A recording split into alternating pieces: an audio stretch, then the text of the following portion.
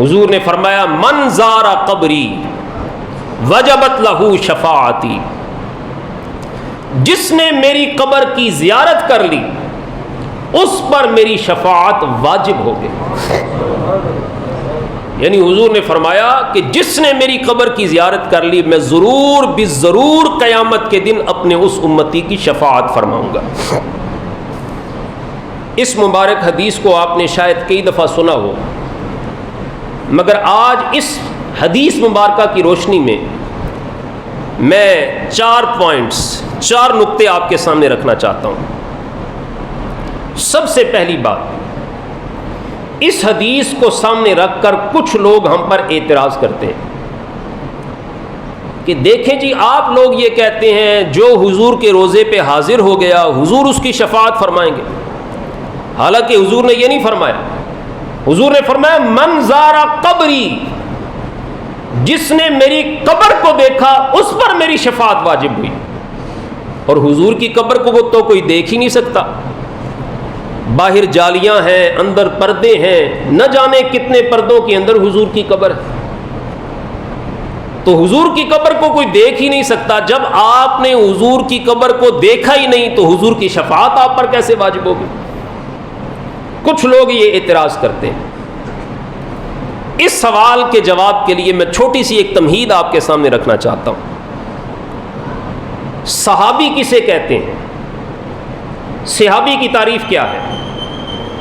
جس نے ایمان کی حالت میں حضور کو دیکھ لیا اور اسی ایمان کی حالت میں اس کی وفات واقع ہوئی، اسے صحابی رسول کہا جاتا ہے۔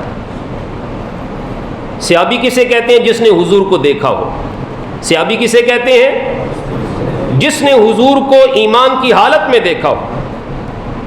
اور حضرت عبداللہ ابن ام مکتوم تمام علماء کے نزدیک یہ صحابی رسول ہیں، مگر یہ تو تھے ہی نابینا،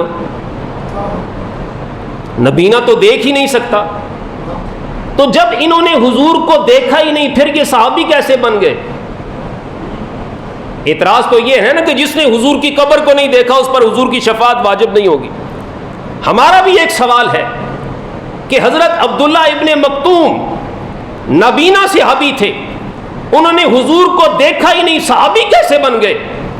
تو تمہارا یہی جواب ہوگا جس نے حضور کو دیکھ لیا وہ بھی صحابی بن گیا، جس نے فقط بارگاہ مصطفیٰ میں حاضری دے لی وہ بھی صحابی بن گیا۔ تو ہمارا بھی یہی جواب ہے جس نے حضور کی قبر کو دیکھ لیا اس پر بھی مصطفیٰ کی شفاعت واجب ہو گئی، جو نہ دیکھ سکا فقط مصطفیٰ کے روزے پہ حاضر ہو گیا اس پر بھی شفاعت مصطفیٰ واجب ہو گئی۔ اللہ کرے جس محبت سے میں آپ کو تقریر سنا رہا ہوں اسی محبت سے آپ کو سبحان اللہ کہنے کی عادت بھی پڑ جائے۔ تو جس نے حضور کی قبر کو دیکھ لیا اس پر بھی حضور کی شفاعت واجب، اور جو دیکھ نہ سکا فقط بارگاہ مصطفیٰ میں پہنچ گیا، حضور کے روزے پہ حاضر ہو گیا، اس پر بھی شفاعت مصطفیٰ واجب ہو۔ ایک بات۔ دوسری بات، آقا نے فرمایا جس نے میری قبر کی زیارت کر لی اس پر میری شفاعت واجب ہو گئی۔ دوسرا نقطہ سنیے، شفاعت کبریٰ کا حق صرف کائنات میں میرے مصطفیٰ صلی اللہ علیہ وسلم کے پاس ہے۔ کوئی نبی بھی قیامت کے دن اللہ کی بارگاہ میں بولنے کی جسارت نہیں کرے گا، اللہ کا غضب اور جلال اس حد پر ہوگا۔ سب سے پہلے اللہ کے جلال اور غضب کو دیکھ کر میرے مصطفیٰ اپنا سر ناز اللہ کے حضور سجدے میں رکھیں گے۔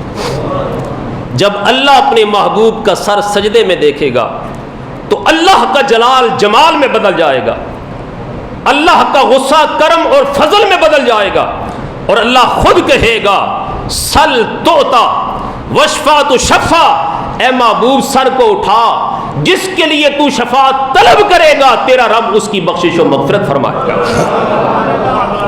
اب یہ شفاعت کبریٰ انبیاء کے لیے بھی ہوگی، اولیاء کے لیے بھی ہوگی، صلحاء کے لیے بھی ہوگی، شہداء کے لیے بھی ہوگی۔ یہ شفاعت تمام کائنات کے لیے ہوگی۔ جب حضور تمام کائنات کے لیے شفاعت فرمائیں گے تو پھر یہ فرمانے کا مقصد کیا تھا؟ جس نے میری قبر کی زیارت کر لی اس پر میری شفاعت واجب ہو گئی۔ جب حضور کی شفاعت تمام کے لیے ہے تو حضور کے روزے پہ حاضر ہونے کی پھر فضیلت کیا ہے؟ علماء فرماتے ہیں شفاعت مصطفیٰ کی دو قسمیں ہیں، ایک ہے عام شفاعت، ایک ہے خاص شفاعت۔ عام شفاعت تمام کائنات کے لوگوں کے لیے ہوگی، اور مصطفیٰ کی خاص شفاعت ان کے لیے ہوگی جنہوں نے حضور کی بارگاہ میں حاضری دی ہوگی۔ یہ تھا دوسرا نقطہ۔ تیسرا نقطہ سنیے، آقا نے فرمایا من زار قبری وجبت لہ شفاعتی، جس نے میری قبر پہ حاضری دے لی، جس نے میری بارگاہ میں حاضری دی، اس پر میری شفاعت واجب ہو گئی۔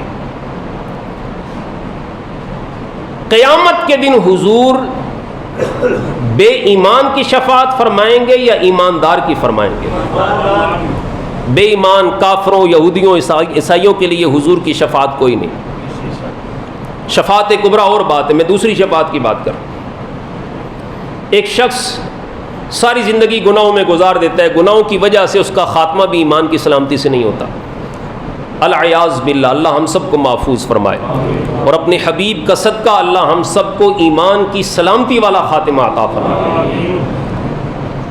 تو حضور علیہ الصلوۃ والسلام وہ شخص جس کا خاتمہ ایمان کی سلامتی سے نہیں ہوتا، بے ایمان ہو کے مرتا ہے، اسے قیامت کے دن حضور کی شفاعت نصیب نہیں ہوگی۔ حضور کی شفاعت فقط اسے نصیب ہوگی جس کا خاتمہ ایمان کی سلامتی سے ہو۔